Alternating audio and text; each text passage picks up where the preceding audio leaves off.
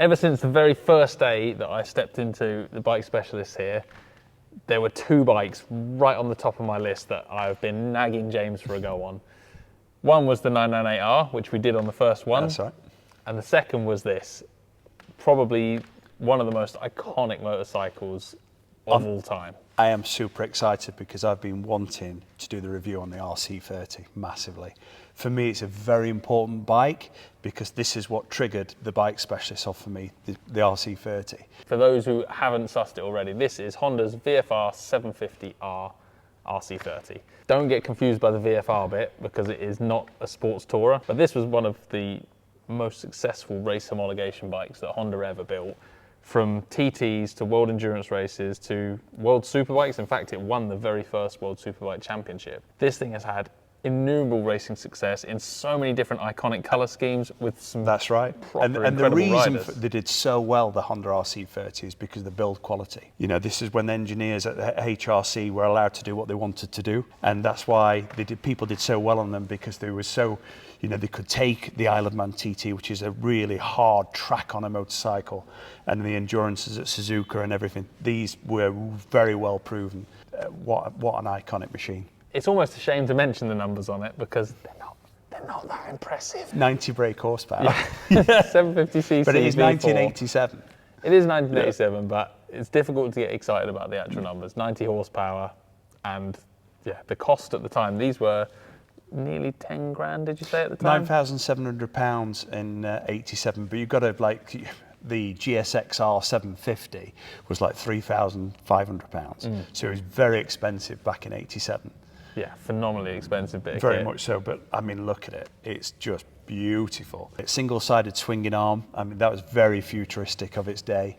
And I can actually remember in Sheffield, Richardson's motorcycles, and I used to just stand in the window staring at the RC30 because I just thought it was beautiful. And my actual first bike ever was a Honda NC30, which is the baby version of this in these colours. So yeah, so I'm a big fan. And likewise, I've got an obsession with the NC30 that runs to this day, and I race one at the moment purely because I can't afford one of these to race. But if I had the money, I'd have one in a heartbeat. There. Just ride this one, race this one. Why not? You heard him. He said it. He said it.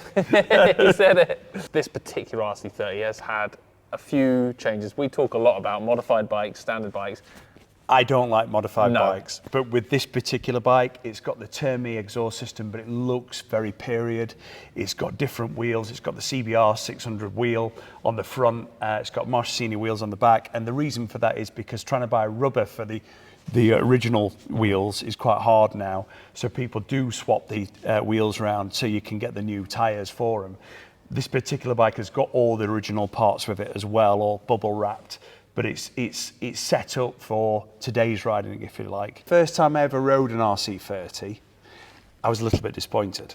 Right. Because obviously the iconicness and everything else, and I was like, oh, can't wait to ride this, you know, got all my levers on, and I went out for a ride, and for the first 15 minutes I thought, well, what's all the fuss about? But then after about half an hour, you get it. So when I first rode it, I thought it was, CBR 600 is miles quicker, yeah. But you get what it's about, and I'm going to let you find that out yourself. Yeah, that's one thing I've been nervous about. Is a lot of people have said they can be underwhelming if you expect too much. Massive long first gear as well, so you have to really slip the clutch to set off, but you'll have no problems with that. I'm excited. I am. Yeah, this has been a long time of looking at this one and you teasing me with it. So let's do it. Thank you for the opportunity. Let's get out there and have some V4 happiness.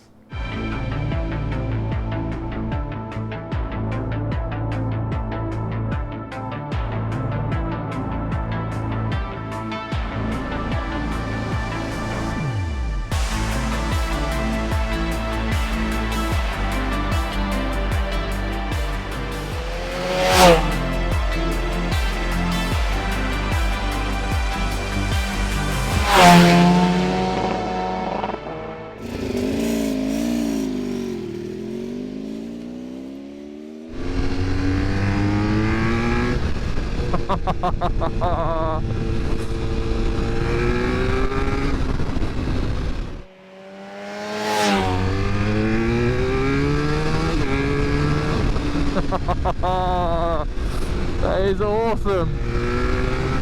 It sounds angry.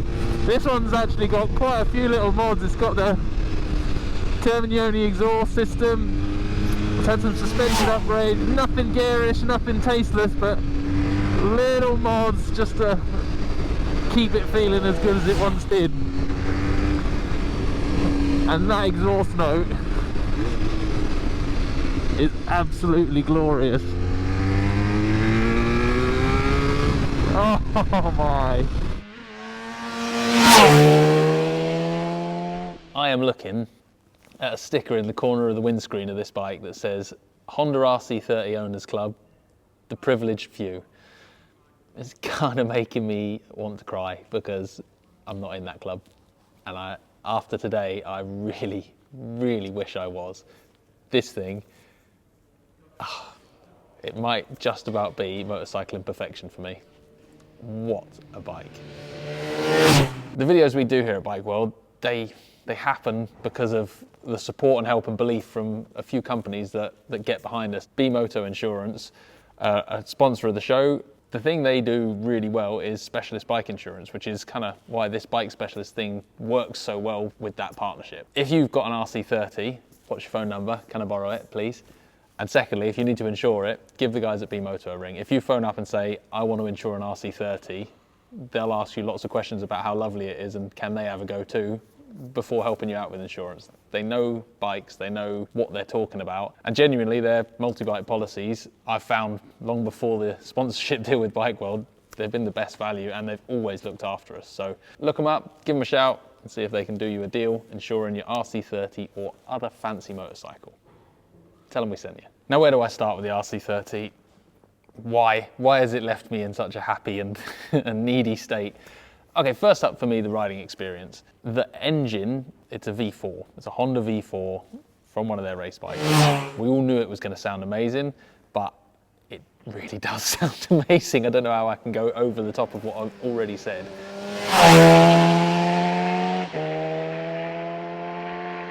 The feel and sound of that engine, this one particularly with the Termi pipe on it, just had such a gorgeous sound. And despite getting on it expecting to be a bit underwhelmed by the horsepower and the speed, actually the mid-range and the way it picks up from sort of 5,000–6,000 RPM really impressed me. I found on this one I was almost kind of running into the rev limiter if I wasn't careful. It really pulls fast and clean and with enough oomph to lift the front and make it wobble and light over crests, which that's the minimum requirement for having a good time out of horsepower. So you pull away and you've got, I mean, it's a tall first gear, which doesn't do it justice. We're talking like 20 mile an hour before the clutch is out. It's ridiculous. Right, you can get the clutch out at 20 mile an hour.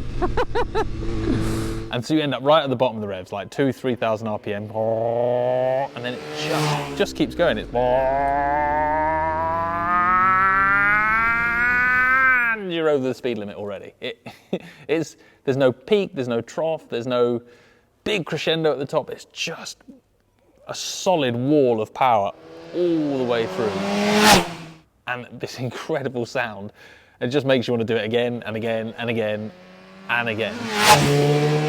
The way the engine pulls, it's one of those bikes that you feel like you could easily get the most out of it. You don't feel like it's ever gonna do something untoward, catch you out. Insert all of the cliches about a Honda V4 here, but damn, it's good. Damn, it's good. And then the chassis, again, this one has been fiddled with a little bit. It's got different wheels, so it's got modern tyres on it. The brakes have been messed around with. I believe the forks and the shock have had some work done on it too. All kind of, not necessarily modernising it, but bringing things back up to spec. You know, it's still a 30-year-old motorcycle, so that sort of stuff has been fiddled with. But when you ride this bike, once it's in a corner, it stays put. It doesn't flick, it doesn't deflect, it doesn't feel like it's going to tuck under you. It just rails round on this kind of imaginary set of Scalextrics tracks through the turn. It's really, really solid. And I rode some super bumpy roads today, stones, pheasants, all sorts of things. And I just felt, despite the fact that this is clearly a very valuable bike that belongs to someone else, felt like I could push it and have a lot of fun with it. Getting it into the corner in the first place is a different matter. It's 30 years old. Things have changed. This thing requires some muscling around. It doesn't just drop on its side. You've got to counter steer hard and pull it over. Flicking from those fast left-right chicanes we had today, it's quite enjoyable. You've got to force it. It doesn't go there easily. You've got to make the thing turn. And when you do that, it then rewards this kind of rock solid riding experience. And rock solid is probably, if you had to choose a phrase to describe it, feels like it's been machined from one solid block of HRC unobtainium alloy. It just, everything feels taut, feels tight, feels hewn from one solid block. It's a weird way of describing a bike, I know, but that's how I'm going to do it because I'm kind of lost for words. It is, yeah, all those things that has been said about this bike over the years, I kind of get now. It is a beautiful, rock solid, stunning bit of kit. It's all a bit wishy-washy and flimsy and emotional, this one, but this is one of those bikes that is, for me, it's a very special thing because of all that history with racing and with the TT. And if you're in that position with something like this, you're kind of so invested in it in your head anyway, you can't help but live out your Isle of Man TT, your Joey Dunlop fantasies, and just properly enjoy herring through these stunning roads and having a pit stop and getting your visor clean for a bit of a giggle. It just makes you want to do that everywhere. There's one thing that I think is actually a crying shame about RC30s, and it is A, how valuable they are, and B, how good an investment they're proving to be. Because as an investment piece, they seem to be going up in value. They're a safe place to put your money and all that grown-up rubbish. Because it's a crying shame because it's a phenomenal bike to ride. Out of everything I've ridden here, now that is my favourite one I've ridden on the road. The 998R has always been a special bike for me, and I think if I had the money in my pocket between these two, I would still just about sway towards the 998R, but it's a close run thing. And in terms of a bike to ride on the road, this thing is sublime. It's the right blend of special, old enough to be interesting, modern enough and capable enough to be a really, really good fun bike on the road. Honda of the 1980s, good job. Damn good job.